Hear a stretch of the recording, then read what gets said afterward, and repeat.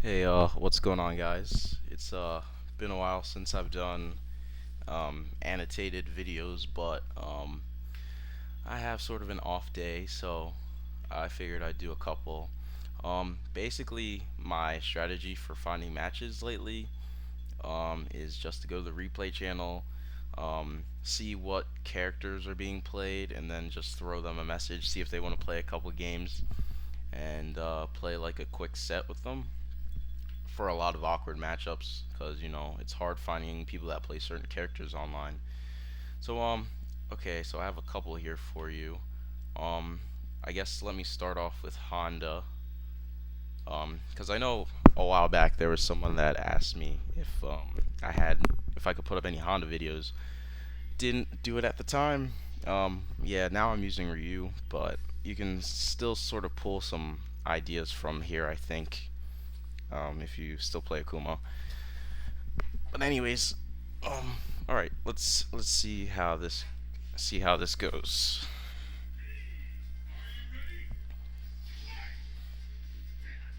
Yeah, I'm mostly just trying to start this matchup like playing close, trying to get him to twitch and jump in or do something or try and react to a fireball, and hopefully, I don't know. You just have to sort of develop like a sense for knowing when they're going to try and walk forward or when they're like moving around and not thinking about jumping.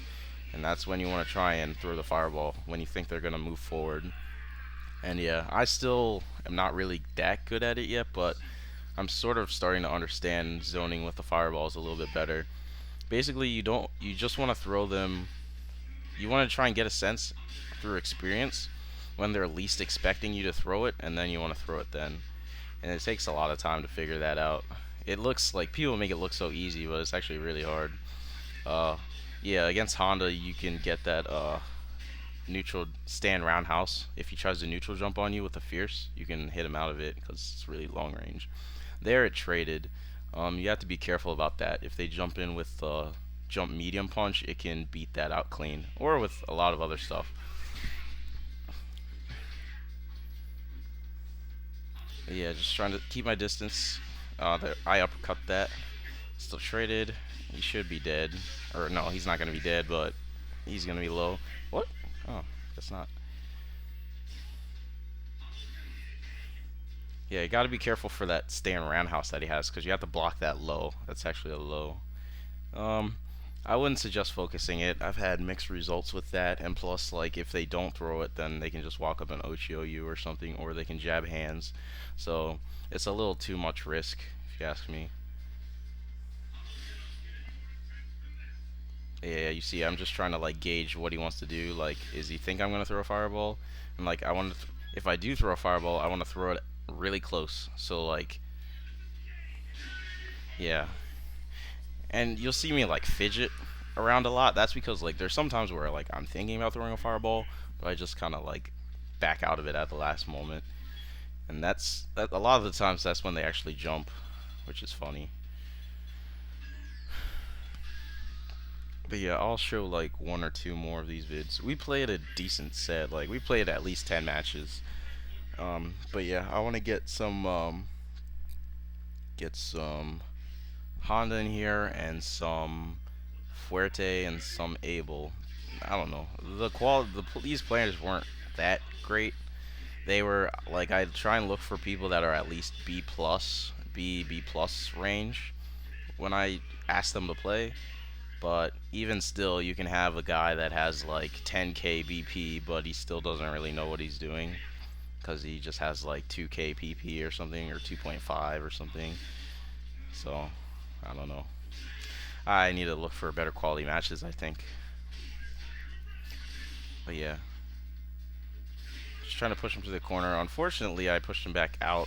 That was not a good jump. I tried a frame trap there with low fierce, but I haven't been having much success with that. I've been trying to use that frame trap a lot, but like best case scenario, I get it to trade. Like I rarely get the clean counter hit, or they'll just beat me with whatever normal because it's pretty slow normal. So if they're mashing and they're not trying to tech, I mean they'll still hit you. So, Yeah, just trying to twitch. Yeah, there you saw I just pressed the button, trying to get him to flinch. Unfortunately, I tried to be fancy and do stand roundhouse instead of uppercut. I could have uppercutted that, but I just want to see if stand roundhouse would work, but it didn't. I got beat. So I got into this Ochio situation here. I'm pretty sure I'm going to lose a lot of life here or something. Oof. Yeah. I lost.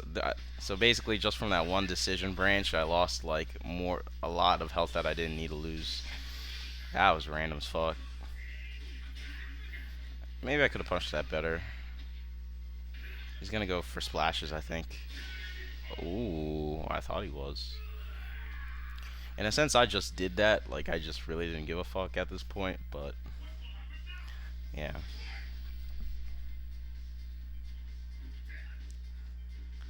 Yeah, just trying to bait him to jump in. There's a jump. And you see that little crouch before I did the uppercut? That's really important, especially against charge characters like Honda, Balrog, even Chun-Li and Bison.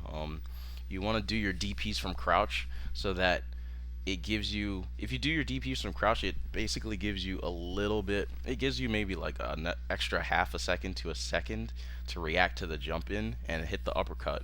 So like when they would normally hit you with the uppercut, you're going to be crouched, so it's going to whiff for an extra second or so. So it gives you extra time to uppercut.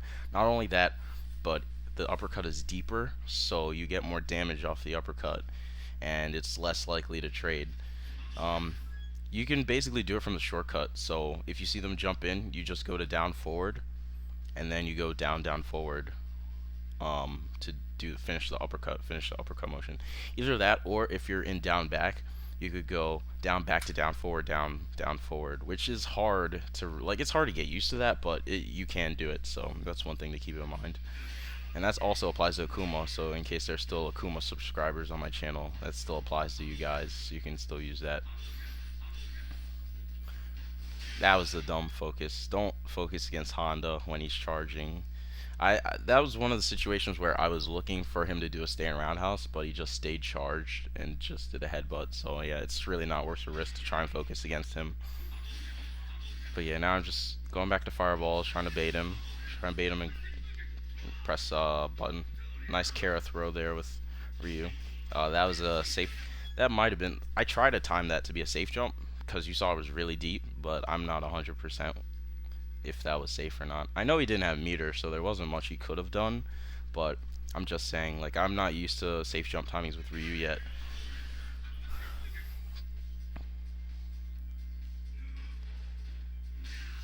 Yeah, that's one of those ranges where you can just throw out a stand roundhouse if you see him neutral jump from that close. Either that or you can uppercut. The uppercut will trade, but it still gets him off you. Doesn't give him all this free pressure. There, I tried to uppercut, but he didn't press fierce. He just came down, which is kind of unfortunate. And there, I'm just doing dumb DPs because it's online. Yeah, I got really lucky there. I don't know what he pressed. He should have just blocked. Like, I just went for gimmicks. I just went for parlor tricks there, and it actually just works. I can't really say that was fundamental. That wasn't a really fundamental game. Well, that was a fundamental decision there, but I mean, sometimes you just gotta go for broke.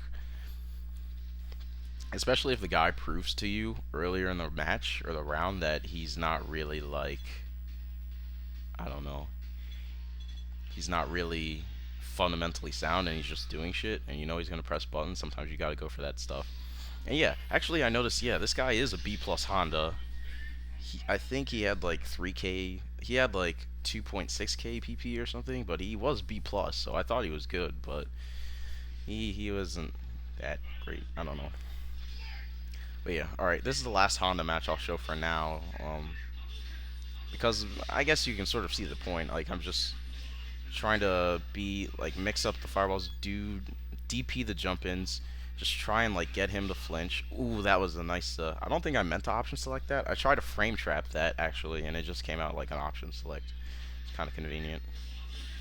But yeah, I'm just trying to play fundamental. Just keep my spacing. Like, the thing with Ryu is like I sort of think of Ryu as like a sort of like an extension of Dawson, or like the concept on how you play him.